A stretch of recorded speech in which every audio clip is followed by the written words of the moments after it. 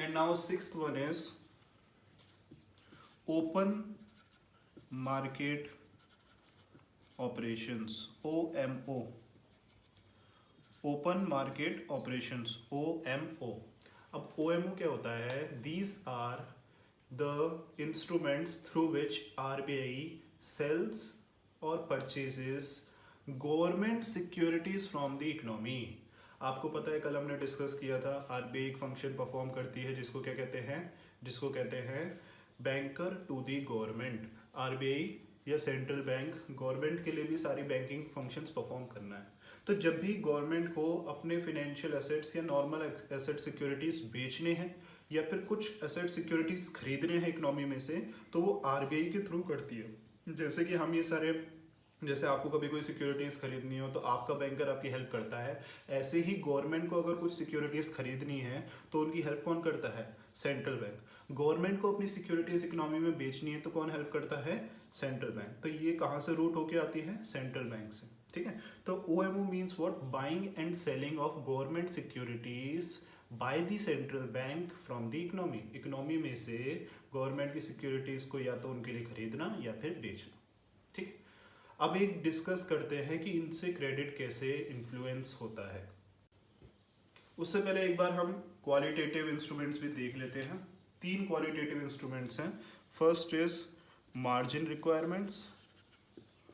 Margin requirements. Margin requirements का मतलब क्या होता है? देखो मार्जिन क्या होता है? Margin means the difference between the value of asset mortgage and the value of loans transferred against it. कहने का मतलब जब भी आप बैंक से लोन लेने जाते हो, है ना, छोटा मोटा लोन होता है वो अलग बात है, 2 4 5 लाख का छोटे मोटे लोन की बात अलग होती है. लेकिन अगर आप जैसे होम लोन ले रहे हो या फिर कोई भी हैवी लोन ले रहे हो, बिजनेस के लिए लोन ले रहे हो, किसी और चीज़ के लिए लोन ले रहे हो, तो आपको कोई ना कोई असेट मॉर्गेज रखना पड़ता है, गिरवी रखना पड़ता है. ठीक है. तो उस वक्त बैंक क्या बोलता है? बैंक एक मार्जिन की रिक्वायरमेंट सामने रखता है. बैंक ये बोलता है कि आप जो असेट रखोगे ना उसके ऊपर वो एक मार्जिन काट के आपको लोन की वैल्यू देगा. जैसे कि मान लो आपने 60 लाख रुपए का असेट, अपना मकान 60 लाख रुपए का आपने रख दिया गिरवी पे. ठीक है. हुआ क्या? बैंक ने बोला कि मैं तो इसमें से 10% मार्जिन काटूंगा. ठीक है. 10% मार्जिन काट के उसने बोला मैं आपको 54 लाख तक का लोन इसके ऊपर दे सकता हूँ. इसको कहते हैं मार्जिन. और ये बनता इसलिए है क्योंकि बैंक सिर्फ ये इंश्योर नहीं कर सकता कि उसने जितना लोन आपको दिया वो रीपे हो जाए. इंस्टेड बैंक ये भी इंश्योर करता है कि उसकी कुछ कमाई हो उस लोन से. वो इंटरेस्ट भी तो कमाना चाहता है, वो खुद भी तो एक सेफर साइड रहना चाहता है. तो मार्जिन वो 10 15 20% जब भी चाहे रख सकता है. ठीक है ना. और इससे क्या होगा? इससे आपको लगता है कि नहीं लगता कि फ्लो अफेक्ट होगा? बिल्कुल होगा. अगर मार्जिन्स ज़्यादा होंगे तो हम अपने असेट की वैल्यू को ब्लॉक क्यों करेंगे? अगर बैंक हमको बोले कि भाई हम तो आपको 30% मार्जिन काट के देंगे, इतना ज़्यादा मार्जिन है ना, 60 लाख पे आपको 40 लाख का देंगे, तो हम ये सोचेंगे यार इससे अच्छा तो हम अपने मकान को बेच ही देंगे ना, उससे हमको 60 लाख रुपए तो मिलेंगे. हमारे को सिर्फ 40 लाख रुपए मिल रहा है, 20 लाख रुपए ब्लॉक हो रहा है. उसके साथ हम उसको फिर पूरे लोन के टेन्योर पे उस असेट को यूज़ भी नहीं कर सकते. कई सारी क्या हो जाती हैं? कॉम्प्लिकेशंस हो जाती हैं, कई सारी रिस्ट्रिक्शंस हो जाती हैं. तो इससे अच्छा क्या है? उसको बेच दो. तो जब भी मार्जिन ज़्यादा होने लगते हैं तो लोन्स क्या होता है? डिस्करेज. और मार्जिन कम होगा, बोला कि हम तो सिर्फ 5% काट रहे हैं. क्या मार्जिन? 60 लाख पे आप ले जाओ 58 लाख, 57 लाख का लोन ले जाओ, तो ये तो बहुत अच्छा होता है ना. इसको बेचने से तो अच्छा है कि अभी भी अपने पास ओनरशिप रहेगी और हमारी लोन की रिक्वायरमेंट्स भी क्या होगी? पूरी होगी. ठीक है. तो इसको कहते हैं margin requirement. Second is rationing of credit. Credit rationing. ठीक है. You know what is rationing?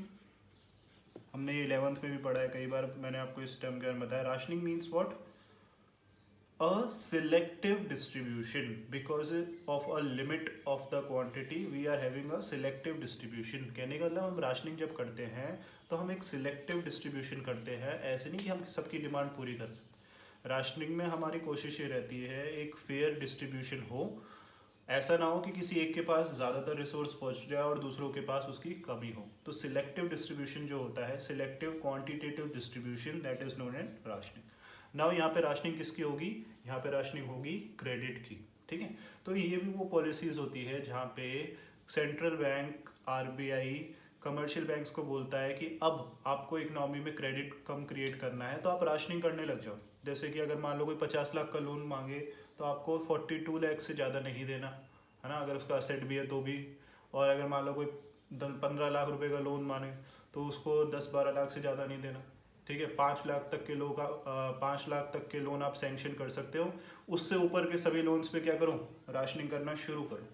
और इस राशनिंग से क्या होगा, इस राशनिंग से सभी को कम क्वांटिटी डिस्ट्रीब्यूट होगी, जिससे इकोनॉमी में क्रिएट होगा क्रेडिट कम, ठीक है। तो इसको कहते हैं क्रेडिट राशनिंग। और थर्ड एंड लास्ट पॉलिसी है मोरल सुएशन, ठीक है। आप इसको मोरल परसुएशन भी समझ सकते हैं।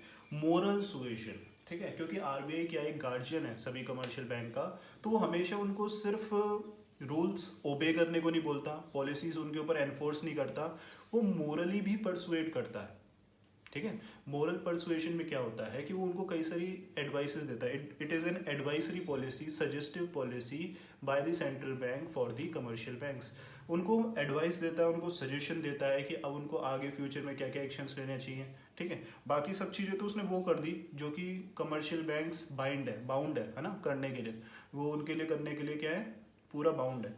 लेकिन मोरल सुएशन उन एक्टिविटीज़ के लिए करता है जहाँ पे कमर्शियल बैंक फ्री है, समझ रहे हो, कि कौन से सेक्टर में आप पैसा पहुंचाना चाहिए, कौन से सेक्टर में नहीं पहुंचाना चाहिए, किस जगह पे इकोनॉमी थोड़ी सी क्या पड़ रही है, वीक पड़ रही है, कहाँ पे सपोर्ट ज़्यादा चाहिए, किस तरीके से हम अपने फंक्शंस को और इम्प्रूव कर सकते हैं। जैसे कि टीचर्स भी होते हैं, आपको कई सारे रूल्स बताते हैं, कई सारी चीज़ों को एनफोर्स कराते हैं, लेकिन साथ साथ आपकी खुद की कई सारी चीज़ों में हेल्प भी करते हैं, मोरली आपको गाइड भी करते हैं। तो क्योंकि आरबीआई भी गार्जियन है किसका, बाकी कमर्शियल बैंक्स का, तो वो एक सजेस्टिव और एक एडवाइसरी पॉलिसीज भी रखती है। वो कई सारे सेमिनार्स कंडक्ट कराती है, कई सारे मीटिंग्स कंडक्ट कराती है, वो कमर्शियल बैंक को बहुत हेल्प सपोर्ट करती है, उनके स्पेशलाइज्ड फंक्शन में भी हेल्प करती है। साथ साथ वो उनको इकोनॉमी की स्थिति भी समझाती है, जो हो सकता है हर कमर्शियल बैंक को इंडिविजुअली ना पता हो। वो सारी वो पॉलिसीज करती है ताकि कमर्शियल बैंक को एक अच्छा सपोर्ट मिले। तो that becomes the moral suasion. So now let us see how they affect the credit. First of all let me tell you कि आपके कोर्स में अभी मनी एंड बैंकिंग में सिर्फ अभी यहाँ पे इसका मतलब है, जो मैंने आपको मतलब बताया, और जो मैं आपको नोट्स दूंगा वो आप लिख के याद कर सकते हो। लेकिन ये भी समझना जरूरी है कि इससे क्रेडिट कंट्रोल होगा कैसे, इनको किस तरीके से यूज़ करें जिससे क्रेडिट बढ़िया घट सकता है। और ये चीज़ हमारी नेक्स्ट यूनिट में काम आएगी। मैंने आपको बोला था कि ये ऐसा टॉपिक है जो नेक्स्ट यूनिट में भी 6 मार्क का बड़ा इंपॉर्टेंट क्वेश्चन, क्योंकि पूरी चीज़ सेम है, ठीक है। लेकिन वहाँ पे काम ये आएगा कि इनको यूज़ कैसे करें। यहाँ पे इसका क्या है, यहाँ पे इसका सिर्फ मतलब है, वहाँ पे इसका यूज़ है कि इसको किस तरीके से यूज़ किया जाता है। तो जब भी इससे पूछा जाए व्हाट इज़ दिस पॉलिसी, पूछा जाए कि ये होती क्या है, तो वो इस यूनिट का पार्ट है। और जब भी पूछा जाए कि भाई ये किस तरीके से क्रेडिट को अफेक्ट कर सकती है, वो उस यूनिट का पार्ट है। तो अभी हम कर लेते हैं ताकि हमको वहाँ पे थोड़ी क्या मिल जाए, सपोर्ट मिल जाए। तो देखो बैंक रेट क्या थी, वो रेट थी जिसपे क्या हो रहा था, आरबीआई कमर्शियल बैंक को लोन दे रही थी। तो अगर आरबीआई को क्रेडिट क्रिएट करना है कम, तो रेट ऑफ इंटरेस्ट को बढ़ा देगी, इस बैंक रेट को बढ़ा देगी। अगर क्रेडिट कम क्रिएट करना है, क्योंकि अगर ज़्यादा रेट ऑफ इंटरेस्ट होगी, अगर ज़्यादा रेट इंटरेस्ट होने का मतलब क्या है कि कमर्शियल बैंक जो लोन ले रहे हैं वो महंगे पड़ रहे हैं, तो जितने ज़्यादा रेट ऑफ इंटरेस्ट होगी उतने ज़्यादा लोन्स डिस्करेज होंगे और उतना कम क्रेडिट क्रिएट होगा इकोनॉमी में, एंड वाइस वर्सा, ठीक है। अगर उनको ज़्यादा क्रेडिट क्रिएट करना है तो इस रेट को कम कर देंगे। इस रेट को कम करने से क्या होगा, कमर्शियल बैंक आरबीआई से ज़्यादा लोन लेंगे और उसको अच्छी रेट ऑफ इंटरेस्ट पे इकोनॉमी में लैंड करेंगे।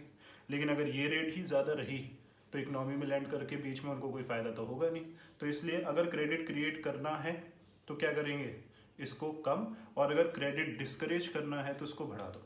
Same is there with repo rate, क्योंकि दोनों में लोन पहुंच रहा है, सिक्योरिटीज ही तो अलग है लेकिन लोन तो दोनों में पहुंच रहा है। तो अगर क्रेडिट क्रिएट कम करना है तो इनको बढ़ा दो। इससे कमर्शियल बैंक के फ्लो जो फंड्स होते हैं, जो उनके पास पैसा है आगे लोन क्रिएट करने का, वो कम हो जाएगा, ठीक है। और इस तरीके से क्रेडिट को हम कंट्रोल कर पाएंगे। रिवर्स रेपो में भी इसको बढ़ा दिया जाता है, ठीक है। अगर रिवर्स रेपो ज़्यादा है, इसका मतलब क्या है, इसका मतलब ये है कि क्रेडिट जो है रिवर्स रेपो में भी इसको बढ़ा दिया जाता है, क्योंकि अगर रिवर्स रेपो अच्छी है तो कमर्शियल बैंक इकोनॉमी में लोन्स देने के बजाय किसको लोन देंगे, सेंट्रल बैंक को।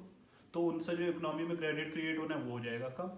तो इसको भी बढ़ा दिया जाता है if you want to discourage credit in the economy, इनको बढ़ा दिया जाएगा, ठीक है। Same happens with all reserves, आपने तो पहले भी देख रखा है, इसका तो डायरेक्ट हमने क्रेडिट क्रिएशन से रिलेशन देख रखा है, जितने ज़्यादा रिजर्व्स उतना क्रेडिट कम, जितने कम रिजर्व्स उतना क्रेडिट ज़्यादा, क्योंकि उसके बाद डिपॉजिट्स में से पैसा ज़्यादा लोन पे चढ़ सकता है।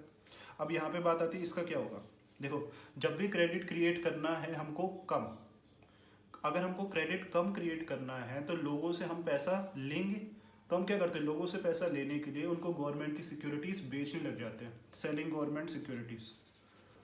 जैसे ही हम अपनी गवर्नमेंट की सिक्योरिटी लोगों को देंगे, लोगों के पास से पैसा हमारे पास आएगा और इकोनॉमी में क्रेडिट क्रिएट होगा कम। दूसरी तरफ अगर इकोनॉमी में क्रेडिट ज़्यादा क्रिएट करना है तो लोगों से हम परचेज करते हैं उनकी सिक्योरिटी ऊंची रेट्स पे, है ना, उनसे उनकी सिक्योरिटीज लेते हैं और उनको उसके बदले में पैसा देते हैं, जिससे क्रेडिट क्रिएट होता है ज़्यादा। तो आप ये देखो, सारी एक तरीके से मूव कर रही है। अगर क्रेडिट कम क्रिएट करना है तो सारी बढ़ रही है, और वो एमओ में क्या हो रही है, सेलिंग हो रही है, ठीक है। इस तरफ आ जाओ, अगर क्रेडिट कम क्रिएट करना है मार्जिन बढ़ जाते हैं। दूसरी तरफ क्रेडिट राशनिंग होती ही तब है जब क्रेडिट कम क्रिएट करना है, ठीक है। अगर क्रेडिट क्रिएट ज़्यादा करना है तो राशनिंग तो होगी नहीं, उस वक्त राशनिंग खत्म हो जाएगी। ये पॉलिसी होती ही तब है जब क्रेडिट कम क्रिएट करना। और मोरल सुएशन में क्या होंगे, कई सारे सेमिनार, कई सारी चीज़ें जो बताएंगे भाई क्रेडिट अब कम होना चाहिए, इन्फ्लेशनरी रेट्स बढ़ रही हैं, कई सारी मीटिंग्स होंगी। तो इस तरीके से आरबीआई क्रेडिट कंट्रोल करता है। This one is very very important topic and this will help you in future topic also.